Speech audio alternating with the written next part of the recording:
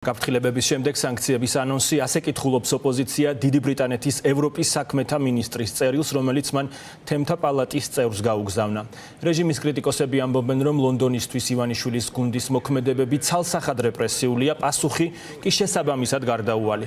დადასტურდა, რომ ბრიტანეთის საკითხზე პარტნიორებთანაც აქტიურად მუშაობს, რაც ოპოზიციის შეფასებით ივანიშვილის რეჟიმის სრულ საერთაშორისო იზოლაციას მოასწავებს.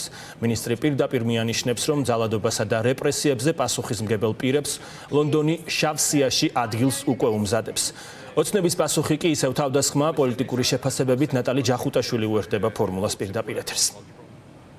ირაკლი ზარქუამ დღეს თავის თანაგუნდელებსაც კი აჯობა ჩვენი დასავლელი პარტნიორების დისკრედიტაციის მცდელობაში უკიდურესად შეურაცხმყოფელი ეპითეტებით მოიხსენია ოცნების დეპუტატმა, როგორც ბრიტანეთის ხელისუფლება, ასევე სხვა ევროპული ქვეყნების პოლიტიკური თანამდებობის პირები. ირაკლი ზარქუამ უმძიმესი ბრალდებები წაუყენა თავისუფალი სამყაროს პრაქტიკულად სრულ პოლიტიკურ სპექტრს და არც მეტი არც ნაკლები ყოველგვარი მტკიცებულებებისა და ფაქტების წარდგენის გარეშე პედოფილიაში დაადანაშაულა პარტნიორები. სავარაუდოდ უახლოეს მომავალში რეაგირება მოყვება ამ ცილისმწამებლურ განცხადებებს ჩვენი დასავლელი პარტნიორების მხრიდან და სკანდალში არაერთხელ გახვეული ზარქუა დიდი ალბათობით მორიგ სკანდალში გაეხვევა. ოცნების დეპუტატი კი გაღიზიანდა მას შემდეგ, რაც ჩვენ მას კითხვები დავუსვით ბიძინა ივანიშვილის შესაძლო დასანქცირებასთან დაკავშირებით და უთხოვეთ, რომ შეეფასებინა სტივენ დაუთის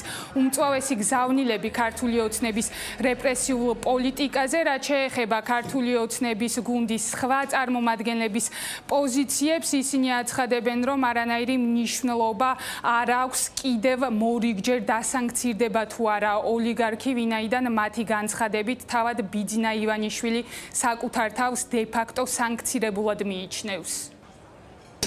დიდ ბრიტანეთს აქ თავისი ეპშტეინის იმაშია ჩართულია მთელი კორუმპირებული და მავნე პედოფილებით სავსე ყოფილა.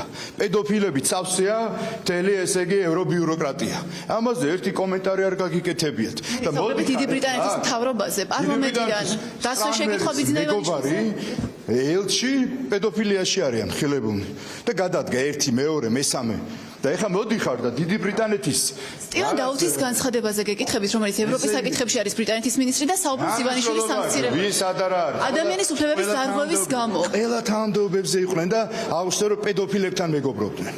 თუ ვინმეს უნდა რამე სანქციების დაწესება ვინმეზე დააწესონ ეს მათინება, ფაქტი ერთია, რომ არავის სანქციების არ უშინია. თქვენ იცით, მათ შორის შვეიცარიულ ბანკებთან დაკავშირებული საკითხები, იცით, რომ 2 მილიარდ დოლარზე მეტი, რომელიც ერგება ბიძინა ივანიშვილის, მათ შორის საერთაშორისო საარბიტრაჟო სასამართლოების გადაწყვეტილება ჯერ კიდევ აღსრულებული არ არის. ესეც კიდევ ერთხელ მიუთითებს იმაზე, რომ ბიძინა ივანიშვილის თავარი არის სახელმწიფო ინტერესები და არა მისი პირადი ინტერესები, ამიტომ თუ დამატებით რამე ქონება ან აქტივი იქნება დაყადაღებული, მისია დასანქცირებული, ეს რა თქმა უნდა არაფერს არ შესვლის. ეს განცხადება თვითონ ივანიშვილის მიმართ გაკეთებული არაერთი განცხადება არაფერს არ ეფუძნება. ვერც ერთ მაგალითს ვერ მოიყვანს, რომ საქართველოს ივანიშვილის პოლიტიკურ პროცესში ყოფნის პერიოდში რომელიმე ნაბიჯით ან რაიმე ნიშნით ატარებს პრორუსულ პოლიტიკას. ოპოზიციური პარტიების განცხადებით ოფიციალური ლონდონის გზავნილები კიდევ ერთხელ ცხადყოფს, რომ საქართველოს საკითხი არ რჩება ყურადღების მიღმა. ჩვენ დასავლელ პარტნიორებს აინტერესებთ, როგორ ვითარდება პროცესები საქართველოში და ოპონენტები დარწმუნებული არიან, რომ უახლოეს მომავალში ქმედით ნაბიჯებს ვიხილავთ პარტნიორების მხრიდან. მათ შორის ისინი აცხადებენ, რომ კონკრეტულად ბრიტანეთს აქვს ინსტრუმენტები შესაბამისი მექანიზმები და ბერკეტები, რომ გააძლიეროს წნეხი ივანიშვილის რეჟიმზე.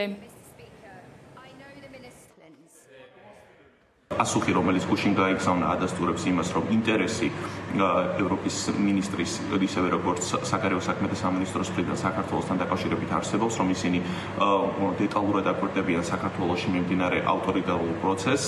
მნიშვნელოვანია ეს, რადგან მაგალითად გაერთიანებული სამეფოს მიერ მოხდა მოსკოვის მექანიზმის გამოყენება ცოტა ხნის წინ იმ მასობრივი ადამიანის უფლებების დარღვევის საპასუხოდ, რომელიც ქვეყანაში ხორციელდება. საერთაშორისო ცივილური საზოგადოებისთვის უკვე დადასტურებულად ცნობილია, რომ ივანიშვილის რეჟიმი ახორციელებს ახორციელებს ადამიანის უფლებების მასობრივ და სისტემურ რღვევას. ამასთან დაკავშირებით უკვე ვიცით, რომ ამოქმედებულია მოსკოვის მექანიზმი და ყველა ის ფაქტობრივი მოცემულობა იქნება ობიექტურად გამოძიებული და შეფასებული საერთაშორისო საზოგადოების მხრიდან. ბრიტანეთი აგრძელებს ჩვენი ასე ვთქვათ ბრძოლის ხარდაჭერას ივანიშვილის რეჟიმის წინააღმდეგ და ძალიან მნიშვნელოვანი იქნება მათი ზეწოლის გაგრძელება, იმიტომ რომ ინდივიდუალური სანქციება ბრიტანეთის მხრიდან არის ალბათ ყველაზე ეფექტური ივანიშვილის და მისი ბანდის წევრების მიმართ, იმიტომ რომ მათ აქვს კონკრეტული ფინანსური ინტერესები, რომელზედაც რა თქმა უნდა სერიოზულად დაარტყამს ბრიტანეთის სანქციები.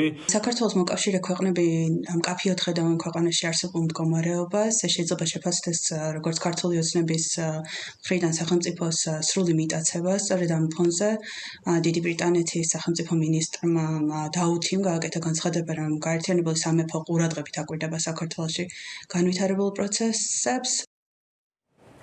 მოკლედ ბრიტანეთმა კიდევ ერთხელ ამხილა ქართული ოცნების რეჟიმი, ამჯერად სტივენ დაუთმა ბრიტანეთის სახელმწიფო მინისტრმა განაცხადა, რომ ეს კანონმდებლობა, რასაც იღებს საქართველოს მთავრობა, ემსახურება თავისუფალი ხმის ჩახშობას, მხარდაჭერა გამოუცხადა საქართველოში თავისუფალ საზოგადოებას, დამოუკიდებელ მედიას და ზოგადად განსხვავებულ აზრს და შესაძლო სანქციებთან დაკავშირებით განაცხადა, რომ წინასწარ ოფიციალური ლონდონი არ აანონსებს ხოლმე თუ აპირებს კონკრეტული სანქციების დაწესებას ვინმესთვის.